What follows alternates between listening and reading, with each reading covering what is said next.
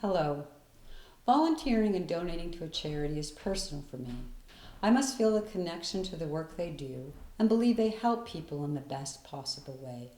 To tell you why I so deeply believe in Maslow, I must go back in time 6 decades. When I was 5 years old, our family moved from an apartment owned by my grandparents to a town 35 miles away. This was very traumatic for me, as I spent much of my time with my grandparents due to my mother's ongoing struggle with severe mental illness. Leaving my grandmother's protection was very scary, and even though Ford City was only 35 miles away from New Kensington, it was a world away from me. Our new home in Ford City was an old brick home owned by Mary Lazaroff, a woman who was well known to the 5,000 residents of our town. Mary had a management position in the glass factory, the very factory my father was transferred to. She was a remarkable person, both for being a female manager in the 1960s, but also for her unique physical presence.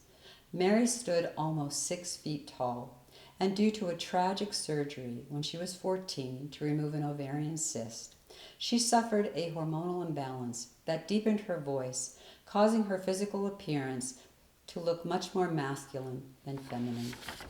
Mary was not an ordinary landlord. She would come over and visit us often, bringing treats and getting to know our family. Mary was a loving person and adored children. And my mother, due to her illness, was happy to have Mary to take care of us. Mary was also financially supportive of our family, often letting my parents forego paying rent when money was tight.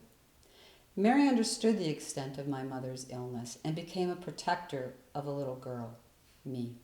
As a child, my safe refuge was now her home. She was my confidant and helped me to believe in myself.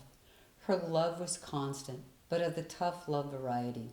She never accepted excuses for not doing your best and always expected much from me because, as she said, I had to learn to take care of myself. While Mary loved all my siblings, she often told me she worried about me the most because my stubbornness made me determined to try to reason with my mother. Episodes of abuse left physical and emotional scars that were all too apparent to Mary, who frequently intervened with my parents. Later in life, in my 20s, my therapist credited Mary with saving my life.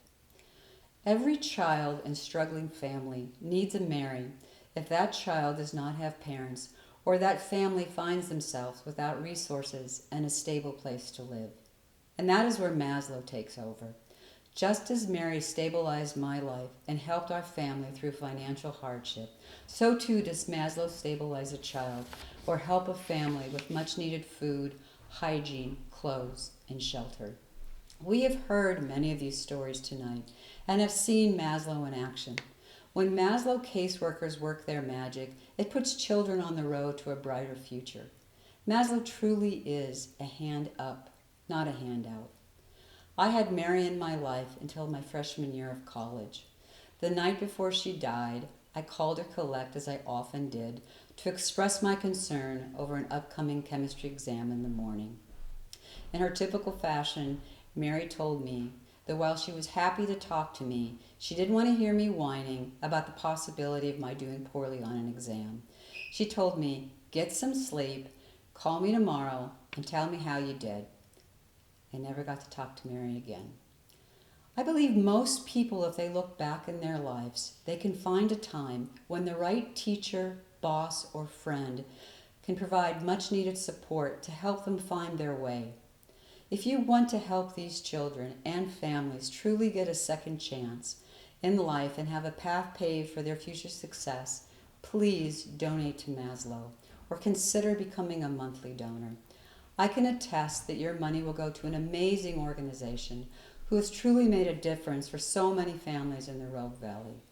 And for all of you who have been with us for many years and who have so generously given to our COVID Relief Fund, we thank you and ask you to please consider helping us again as we face tremendous challenges ahead with the upcoming state budget cuts. Please help keep Maslow's mission alive in a time when their work is more important than ever. Thank you.